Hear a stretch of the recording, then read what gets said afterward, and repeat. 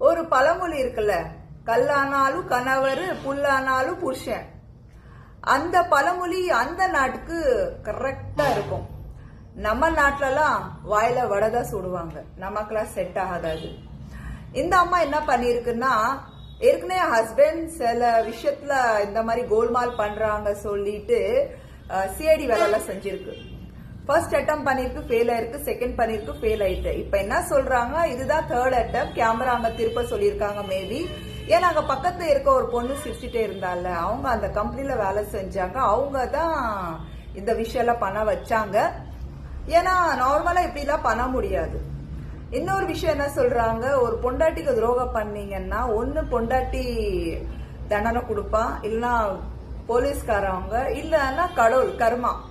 ஏன்னா நீ அவ்வளவு பெரிய செலிபிரிட்டி, எத்தனை பேருக்கு நல்ல விஷயங்கள் பண்ணிட்டு அதுதானே காட்டியிருப்பாங்க. சோ எவ்வளவு கெட்டது நீ பண்ற அது காட்டணும்னா உலகம் முன்னாடி நீ ப்ரூவன் ஆயிட்ட அப்படி சொல்லிட்டு நிறைய காசிப்லாம் போயிட்டே இருக்கு. ஒரு பேருக்கு ஒரு வியூ போயிட்டே இருக்குது.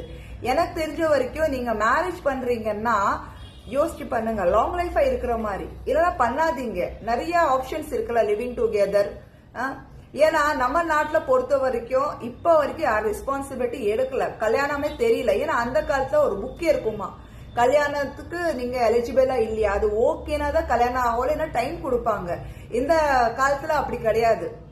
ஏன்னா அவங்க என்ன நினைக்கிறாங்க, ஒரு வயசு வந்துச்சுன்னா கல்யாணம் பண்ணி தான் ஆகணும். ஆனா கெப்பாசிட்டி தெரியல, மேபி மெச்சூரிட்டி இல்லையா, இல்ல படிப்பு அறிவு இல்லையா, என்னன்னா திமுறா பண்றாங்களா வேணும், என்ன அது கான்செப்டே புரியல. பட் ஒரு கான்செப்ட் என்னன்னா, எவ்வளவு இருந்தாலும் பரவாயில்ல குழந்தை பெத்துறணும்.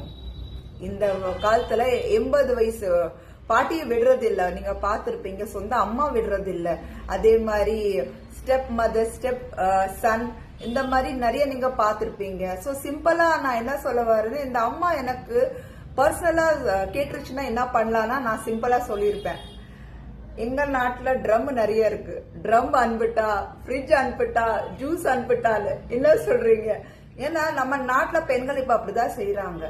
ஒண்ணு ஹஸ்பண்டோட வாழணும் நினைச்சா வாழ விட மாட்டுறாங்க, அதுதான் லவ்வரோட ஓடி போயிடுறாங்க. ஆனா ஃபேமிலிய வெட்டிட்டு இல்லைன்னா கூட்டிட்டு, ஹஸ்பண்ட்ஸ்ல என்ன பண்றாங்க, விட்டுட்டு போயிடுறாங்க.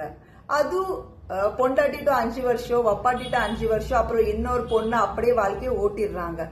பெண்களை முட்டாள் ஆக்கிட்டே இருக்கிறாங்க, சென்டிமெண்டாலா பேசிட்டு. நாங்க வெளிச்சத்துல வரும்போது நாங்க உண்மையா பேசணும், எங்களுக்கு ரொம்ப எனிமியா இருந்து நம்மளுக்கு வார் பண்றாங்க.